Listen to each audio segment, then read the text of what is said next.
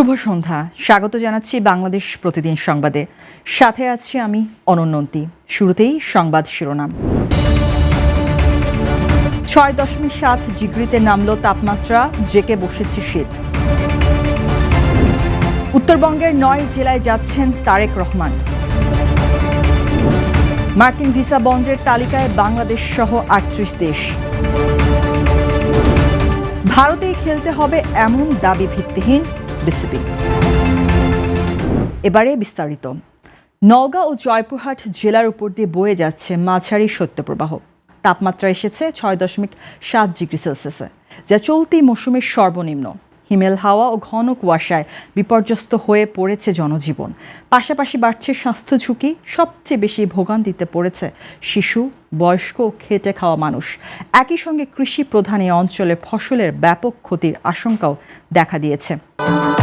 ভবিষ্যৎ হোক নিরাপদ, বিনিয়োগ হোক বিশ্বস্ত, আর আমার পছন্দ সল্ট বে। ওয়েলকাম টু সল্ট বে। ঘন কুয়াশা, উত্তরের হিমেল বাতাসে সকাল পর্যন্ত ঢাকা থাকছে চারপাশ। দিনের বেলাতেও অনেক সময় সূর্যের দেখা মিলছে না। কুয়াশার কারণে ছোট ও মাঝারি যানবাহনগুলোকে হেডলাইট জ্বালিয়ে চলাচল করতে হচ্ছে। তীব্র শীতে সবচেয়ে বেশি ঝুঁকিতে পড়েছে শিশু ও বয়স্করা। চিকিৎসকরা জানান, শীতজনিত কারণে জ্বর, সর্দি, কাশি, নিউমোনিয়া, শ্বাসকষ্ট ও হাঁপানির রোগীর সংখ্যা বাড়ছে। বিশেষ করে বয়স্ক শিশুদের ক্ষেত্রে নিউমোনিয়ার ঝুঁকি বেশি দেখা দিচ্ছে। শীতের কারণে অনেক শিশু স্কুলে যেতে পারছে না। বয়স্করা ঘর থেকে বের হতে পারছেন না।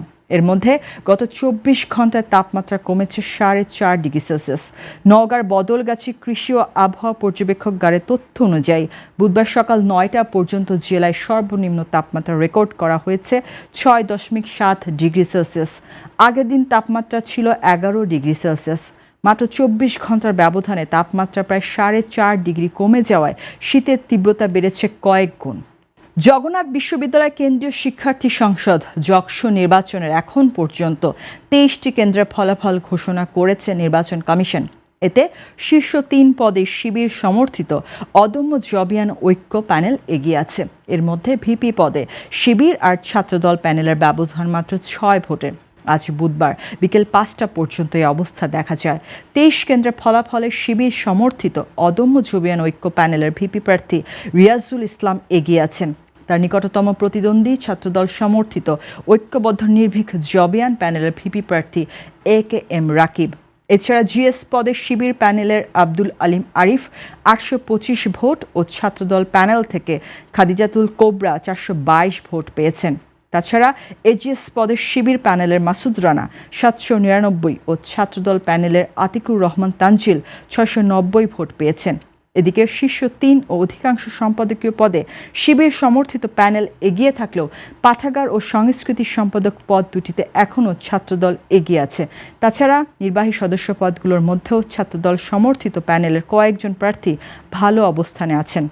প্রসঙ্গত, জকসু নির্বাচনের ভোট গণনা যান্ত্রিক ত্রুটির কারণে অনেকক্ষণ স্থগিত ছিল। এরপর ম্যানুয়াল ও মেশিন উভয় পদ্ধতিতে গণনা শুরু হলেও ভোট গণনা সম্পন্ন করতে পারেনি নির্বাচন সংশ্লিষ্টরা। বিএনপির ভারপ্রাপ্ত চেয়ারম্যান তারেক রহমান দেশের উত্তরবঙ্গে ৯টি জেলায় সফর করবেন। আগামী ১১ জানুয়ারি এ সফর শুরু হয়ে শেষ হবে ১৪ জানুয়ারি। মঙ্গলবার বিএনপির ভারপ্রাপ্ত চেয়ারম্যানের একান্ত সচিব BM আব্দুস সাত্তার স্বাক্ষরিত এক চিঠিতে এ তথ্য জানানো হয়। সময়সূচি অনুযায়ী তারেক রহমান ১১ জানুয়ারি টাঙ্গাইল, সিরাজগঞ্জ ও বগুড়া সফর করবেন। বগুড়ায় রাত্রিযাপন করে পরের দিন রংপুর, দিনাজপুর ও ঠাকুরগাঁয়ে যাবেন। ১৩ জানুয়ারি তিনি ঠাকুরগাঁও থেকে পঞ্চগড়, নীলফামারী ও লালমনিরহাটে যাবেন এবং রাত্রিযাপনের জন্য রংপুরে ফিরে আসবেন। তিনি ১৪ জানুয়ারি রংপুর থেকে বগুড়া হয়ে ঢাকায় ফিরে তার সফর শেষ করবেন। এই সফরের মধ্যে রয়েছে মাওলানা আব্দুল হামিদ খান ভাসানী, শহীদ আবু সাইদ, তৈয়বা মজুমদার সহ নিহত জুলাই যোদ্ধা ও দীর্ঘ গণতান্ত্রিক আন্দোলনে শহীদদের কবর জিয়ারত ও দোয়া মাহফিল, আহত জুলাই যোদ্ধা ও শহীদ পরিবারের সঙ্গে সৌজন্য সাক্ষাৎ। সংশ্লিষ্ট জেলাগুলোর জেলা প্রশাসক ও রিটার্নিং অফিসারদের উদ্দেশ্যে দেওয়া এক চিঠিতে বলা হয়, সফরটি মূলত ধর্মীয় ও সামাজিক অনুষ্ঠানের অংশ হিসেবে আয়োজন করা হয়েছে। এবারে আন্তর্জাতিক। যুক্তরাষ্ট্রে প্রবেশের আবেদনের ক্ষেত্রে যেসব দেশের নাগরিকদের অবশ্যই $১৫,০০০ পর্যন্ত ভিসা বন্ড বা জামানত দিতে হবে, সে দেশগুলোর তালিকা প্রায় ৩ গুণ বাড়িয়েছে ট্রাম্প প্রশাসন। মার্কিন পররাষ্ট্র দপ্তরের ভ্রমণ বিষয়ক ওয়েবসাইটে গতকাল মঙ্গলবার এ তথ্য জানানো হয়েছে।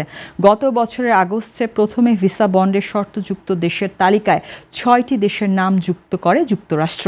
পরে তারা আরও 7টি দেশকে এই তালিকায় যুক্ত করে। এক সপ্তাহ পার হওয়ার আগেই গতকাল বাংলাদেশ সহ আরও 25টি দেশের নাম যোগ করল যুক্তরাষ্ট্র। মার্কিন পররাষ্ট্র দপ্তরের ওয়েবসাইটের বরাত দিয়ে যুক্তরাজ্যের সংবাদ মাধ্যম ইন্ডিপেন্ডেন্টের খবরে বলা হয়, বন্ডের সর্বোচ্চ পরিমাণ হবে 15,000 মার্কিন ডলার। বাংলাদেশি মুদ্রায় তা প্রায় 18,35,000 টাকা। মার্কিন পররাষ্ট্র দপ্তরের ওয়েবসাইটে প্রকাশিত তথ্য অনুযায়ী নতুন করে যুক্ত হওয়া দেশগুলোর জন্য এ বন্ডের শর্ত 21 জানুয়ারি থেকে কার্যকর হবে।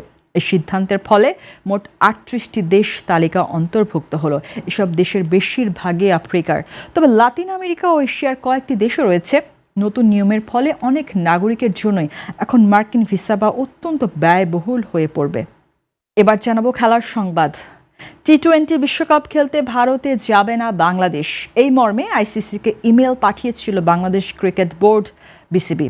এরই মধ্যে আইসিসির কাছ থেকে আনুষ্ঠানিক প্রতিক্রিয়া পেয়েছে তারা। বুধবার পাঠানো এক সংবাদ বিজ্ঞপ্তিতে বিষয়টি নিশ্চিত করে বোর্ড। তবে টি-20 বিশ্বকাপ খেলতে হলে ভারতেই যেতে হবে, অন্যথায় পয়েন্ট কাটা যাবে, এমন খবরকে মিথ্যা ও ভিত্তিহীন বলে উড়িয়ে দিয়েছে Bangladesh cricket board BCB. BCB স্পষ্ট জানিয়েছে, আইসিসির পক্ষ থেকে এমন কোনো কঠোর বার্তা বা আলটিমেটাম তারা পায়নি, বরং ভেন্যু ও নিরাপত্তা ইস্যুতে দুই সংস্থার মধ্যে আলোচনা এখনও চলমান রয়েছে।